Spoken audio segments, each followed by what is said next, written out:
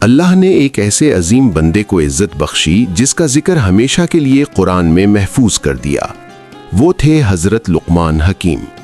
وہ نبی نہیں تھے، مگر اللہ نے انہیں ایسی حکمت عطا کی جو بادشاہوں کو بھی نصیب نہ ہوئی۔ وہ غلامی میں پیدا ہوئے، سخت آزمائشوں سے گزرے، قید و بند کی صعوبتیں برداشت کیں، مگر کبھی صبر اور سچائی کا دامن نہ چھوڑا۔ بچپن ہی سے وہ خاموش طبع اور غور و فکر کرنے والے تھے۔ وہ قدرت کے رازوں کو سمجھتے، جڑی بوٹیوں سے علاج کرتے اور لوگوں کے لیے شفا کا ذریعہ بن گئے۔ جلد ہی ان کی دانائی اور علم کی شہرت دور دور تک پھیل گئی۔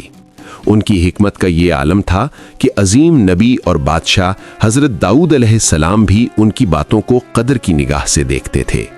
انہوں نے دنیا کو سکھایا کہ انسان کی اصل طاقت نہ دولت ہے نہ منصب، بلکہ اس کا کردار، اس کا دل اور اس کی زبان ہے۔